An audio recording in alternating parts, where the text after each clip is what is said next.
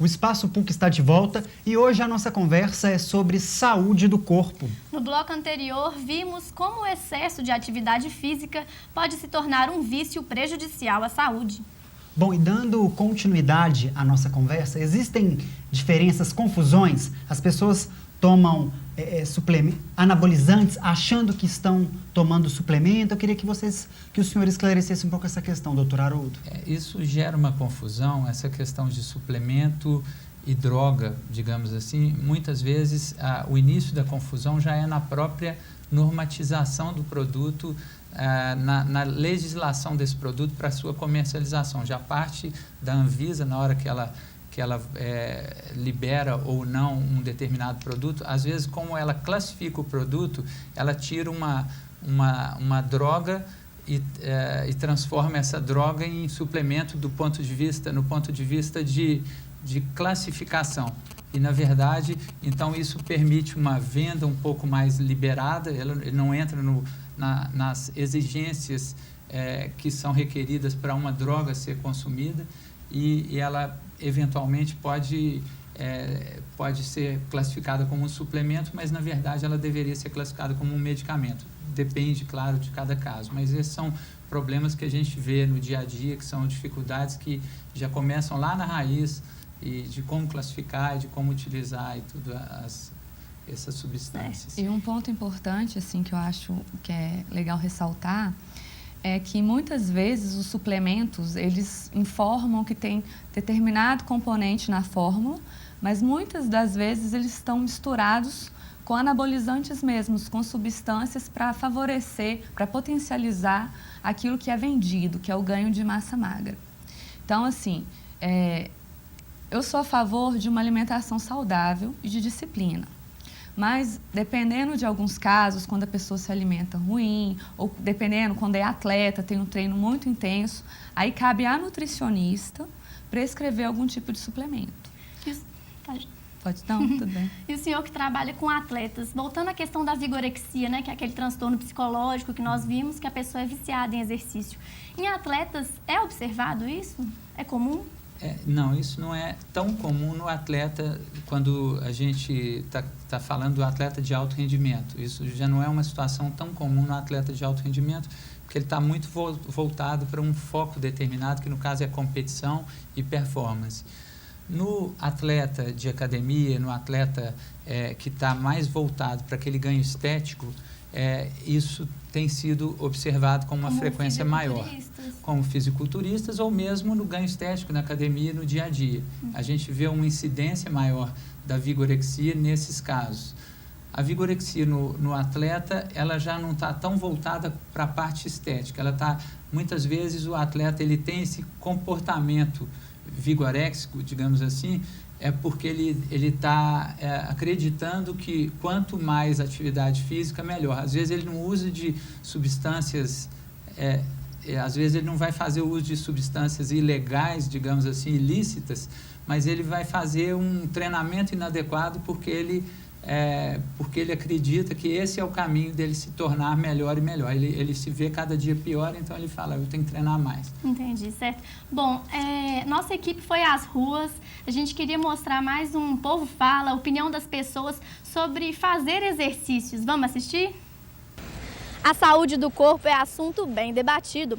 De um lado, a preocupação em excesso em fazer exercícios físicos e de ter um corpo perfeito, e de outro, ao sedentarismo, que toma conta de grande parte da nossa sociedade. Mas afinal, será que as pessoas têm cuidado bem do seu corpo? Vamos descobrir? Oi, tudo bem? Você pratica exercícios físicos? Pratico, sim, toda semana. Uma corrida, um futebol. Se preocupa com a saúde do corpo? Ah, claro. Com uma atividade física você acaba dormindo melhor, tem mais disposição para as coisas, para o estudo, para o trabalho. É bom, sim. Mas tem muita gente despreocupada, né? Sedentária. Você acha que você tem muitos amigos que não fazem exercício? Tem amigos, família, pessoas não gostam mesmo. Aí às vezes reclamam que não tá com dificuldade de dormir, que não está com disposição, mas é falta disso. É bom sempre fazer um exercício, sim. E você pratica exercícios físicos? Não pratico, porque eu não tenho tempo mesmo. falta de tempo. A consciência não pesa, não? Um tiquinho, nas férias eu faço, mas quando eu tô estudando assim não dá, porque é integral, aí não tem como mesmo. Sem exercício a gente fica respiração ruim, esses negócios, dor no corpo. E eu sinto muito isso, falta de ar, quando eu ando muito assim, já fico muito cansada. Só caminhada que eu faço. Pratico jiu-jitsu. Sim, pratico. Eu faço luta 3 vezes por semana. Eu faço academia, faço esteira, spinning.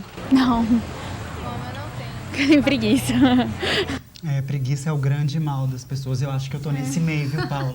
Acho que eu tô nesse meio. Não pode ser assim não, né, gente? Bom, algumas pesquisas afirmam que metade dos brasileiros não pratica exercício físico. Como é que a gente poderia reverter a situação, na sua opinião, Leidiane? Olha, eu acho que tanto os profissionais de educação física quanto a própria mídia devem incentivar, porque atividade física é saúde. Então, hoje em dia, fazer a consciência da população, que já está bem melhor, se você for comparar com alguns anos atrás, hoje a consciência está bem melhor, a divulgação está bem melhor. Então, são campanhas mesmo, campanhas de iniciativas para a prática do esporte. É facilitar o acesso para as pessoas.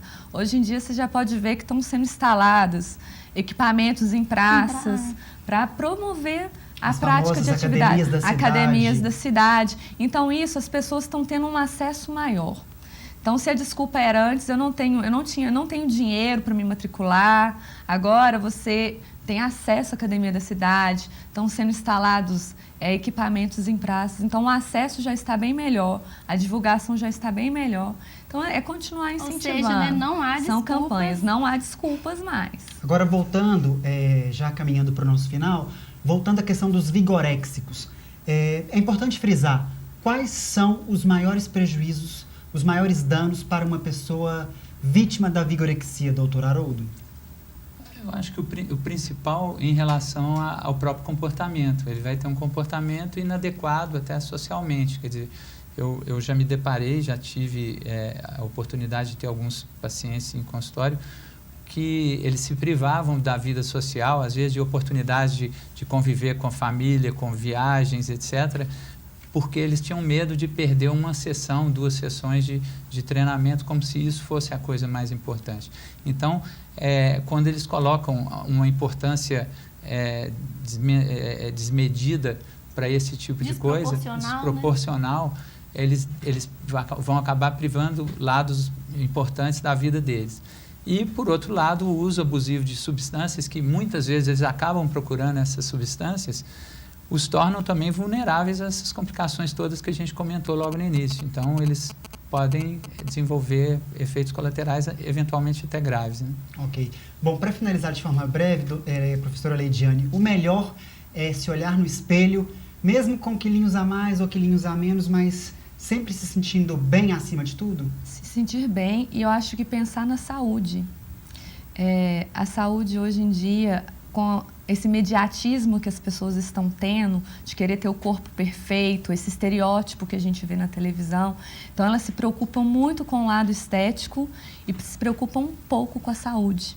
Então, acho que é muito importante, assim, em primeiro lugar, você pensar na sua saúde. Pensar numa atividade física também que te proporcione prazer, para que você não seja escravo de algo que você só almeje por estética, entendeu? E a vigorexia, além desses danos que ele falou, tem os danos físicos, né?